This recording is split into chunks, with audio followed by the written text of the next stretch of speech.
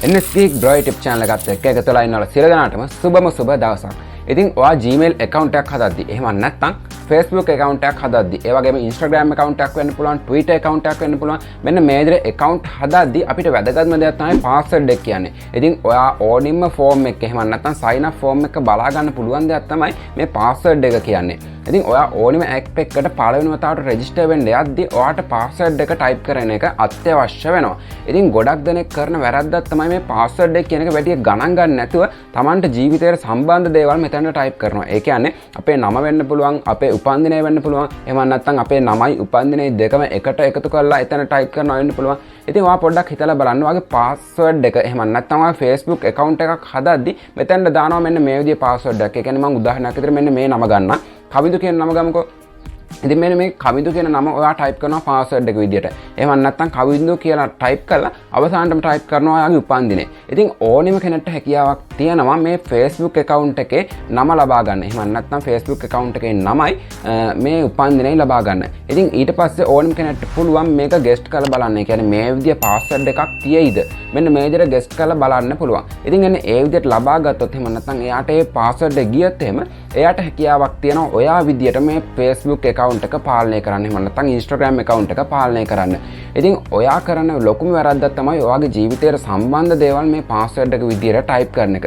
ඉතින් මම අද කියලා දෙනවා කොහොමද හරි password එකක් හදාගන්නේ. එහෙම නැත්නම් strong password එකක් කොහොමද නිර්මාණය කරගන්නේ. ඉතින් මෙන්න මේ දේවල් ගැන මම අද වීඩියෝ එකෙන් කතා කරනවා. විශේෂයෙන්ම ඔයාට මේ password එකක් නිර්මාණය කරගන්න හරියට අදහසක් නැත්නම් එහෙම නැත්නම් හරියට ඔයාට ඒක ගැන idea එකක් නැත්නම් password එකක් නිර්මාණය කරගන්න පුළුවන් ක්‍රමයක් ගැන මම අද වීඩියෝ එකෙන් කතා කරනවා. ඉතින් වීඩියෝ එක යාළුවන්ට වටේවි කියලා හිතනවා නම් share කරන්න. ඒ වගේම තමයි ඔයාලට වැදගත් වෙනවා කියලා හිතනවා නම් like එකක් දාන්න. ඒ වගේම තමයි මේ අලුත් වීඩියෝස් බලන්න පහළ තියෙන රතු පාට subscribe button එක click කරලා හැපැත්තේ තියෙන notification all bell icon එක click කරන්න. ඉතින් අපි වැඩි කතා නොකර ඉක්මනට යන් වීඩියෝ එකට.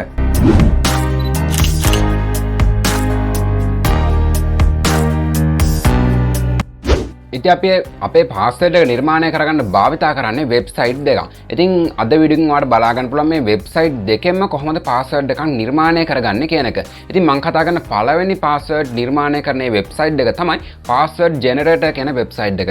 ඉතින් ඔයාලට පුළුවන් මේ password generator කියන වෙබ්සයිට් එකට යන්න. ඉතින් ඒකට යන්න ඔයාලට කරන්න තියෙන්නේ Google එකට යන්න. Google එකට ගිහිල්ලා password generator කියලා type කරන්න ඕනේ. ඉතින් එන්නේ ඒ විදිහට type කරලා ඔයා මේක search කරන්න. search කරාට පස්සේ ඔයාලට බලා ගන්න පුළුවන් result එක එනවා.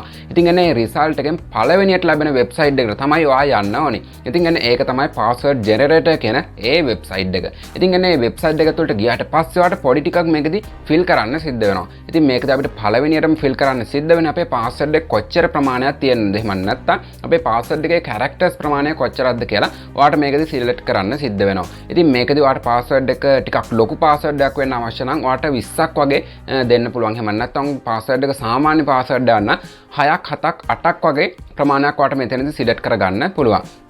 ඉතින් ඒක සිලෙක්ට් කරගෙන ඉවරනාට පස්සේ ඔයාලට යටින් බලා ගන්න පුළුවන් ටික් මාක් ටිකක් සහිතව නිකන් වාක්‍ය ටිකක් තියෙනවා. ඉතින් මේකෙදි ඔයාලට බලා ගන්න පුළුවන් වෙන්නේ ඔයාගේ password එකට මොන විදිහේ දේවල්ද ඇතුළත් වෙන්න ඕනේ. එහෙම නැත්නම් මේකෙදි අපිට බලා ගන්න පුළුවන් symbols තියෙනවා. ඒ වගේම තමයි numbers මෙන්න මේ විදිහේ ගොඩක් දේවල් තියෙනවා. ඉතින් automatically මෙන්න මේ ටිකට ටික් මාක් ටික වැටිලා තියෙන්නේ. ඉතින් ඔයාලට මේවා අනවශ්‍යයි කියලා හිතනවා නම් ඔයාලට මේවා අයින් කරගන්න පුළුවන්. ඉතින් මම නම් කියන්නේ මේවා අයින් කරගන්න එපා. මොකද අපේ password එක ටිකක් හොඳ strong password එකක් නේ. ඉතින් එන්නේ ඒකින්ද අනිවාර්යයෙන්ම ඔයා මේ හැම එකකටම ටික් මාක් එක දාගන්න.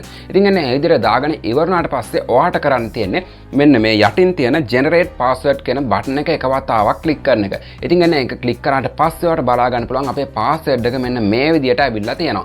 ඉතින් ඔයා දැන් පොඩ්ඩක් හිතලා බලන්න ඔයා අර හිතාගෙන හිට password එකට වඩා කොච්චර හොඳ strong password එකක්ද මෙන්න මේ password generator කියන මේ වෙබ්සයිට් එක හරහා අපිට ලැබුණු password එක. ඉතින් සාමාන්‍යයෙන් අපිට හිතෙන password එහෙම නැත්නම් අපි type කරන්න යන password එක නිකන් අපේ මොලේ තියෙන වචන ටිකක් තමයි අපිට මතක් වෙන්නේ. ඒ කියන්නේ අපේ නම වෙන්න පුළුවන්, එහෙම නැත්නම් අපේ උපන්දිනය වෙන්න පුළුවන්, එහෙම නැත්නම් අපේ සුරසල් සතාගේ නම වෙන්න පුළුවන්. මෙන්න මේ විදිහට අපි අර හිතෙන් මවාගෙන ඉන්න ඒ නම් ටික තමයි අපිට හැමතිස්සෙම මේ password එක නිර්මාණය කරද්දී උනත් මතක් වෙන්නේ. ඉතින් ඔයා දැන් හිතලා බලන්න මෙන්න මේ password එක සහ අපි අර හිතාන හිටපු password එක අතර වෙනස.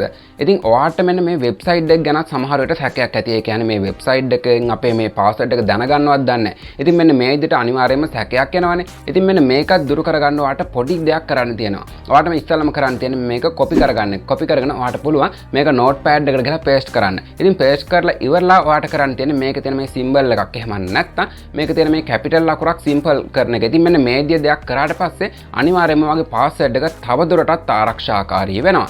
ඉතින් ඔයාට මේකෙදි ආපු මේ password එක එහෙම නැත්නම් මේ password generator කියන website එක කරා ලැබුණු password එක හරියන්නේ නැහැ කියලා හිතනවා නම් ඔයාට කරන්න තියෙන්නේ ආයෙත් මෙන්න මේ යටින් තියෙන generate password කියන button එක click කරන එක. ඉතින් අන්න ඒක click කරාට පස්සේ ඔයාට බලා ගන්න පුළුවන් වෙනම password එකක් අපිට ලැබිලා තියෙනවා. ඉතින් මෙන්න මේ විදිහට තමයි පහසුවෙන් මේ password generator කියන website එක හරහා ඔයාට තමයි පහසුවෙන් password එක නිර්මාණය කරගන්න හැකියාවක් තියෙනවා. ඉතින් මම කතා කරන දෙවෙනි website එක තමයි password generator random.org කියන website එක. ඉතින් මේක මේ random.org කියන website එකේ තියෙන එක කොටසක්. ඉතින් ඔයාට ඒකට යන්න කරන්න තියෙන්නේ Google එකට ගිහිල්ලා password generator කියලා type කරලා අවසානටම ඔයා type කරන්න ඕනේ random.org කියලා. ඉතින් ඒ විදිහට type කරලා ඔයා search කරාට පස්සේ ඔයාට බලා ගන්න පුළුවන් පළවෙනි result එක විදිහට අපිට ඒ website එක එනවා. ඉතින් ඒ website එක ඇතුළට ගියාට පස්සේ ඔයාට ඒකෙදිත් බලා ගන්න පුළුවන් සරල interface එකක් ලැබෙනවා. ඉතින් මේකෙදි ඔයාට කරන්න තියෙන ඉස්සෙල්ලම ෆිල් කරන්න තියෙන්නේ අපේ පාස්වර්ඩ් එක කොච්චර ප්‍රමාණයක් දික් වෙන්න ඕනද එහෙම නැත්නම් අපේ අර ඉස්සෙල්ලා කියපු විදිහට අපේ පාස්වර්ඩ් එක length එක කොච්චරක්ද කියලා ඔයාට මේකෙදි select කරගන්න පුළුවන්. ඒ වගේම තමයි තවත් මේකෙදි option එකක් තියෙනවා. මේකෙදි අපිට password 5ක් අවශ්‍ය නම් password 5ක් ලබා ගන්න පුළුවන්. ඒ password 5 අතරින් ඔයාට කැමති එකක් select කරගන්න පුළුවන්. ඒ වගේම තමයි password 10ක් අවශ්‍ය නම් ඔයාට ඒකත් එහෙම select කරගන්න පුළුවන්. ඉතින් ඔයාට මෙන්න මේ දෙක select කරලා ඉවරලා ඔයාට කරන්න තියෙන්නේ get password කියන එක එක වතාවක් click කරන එක.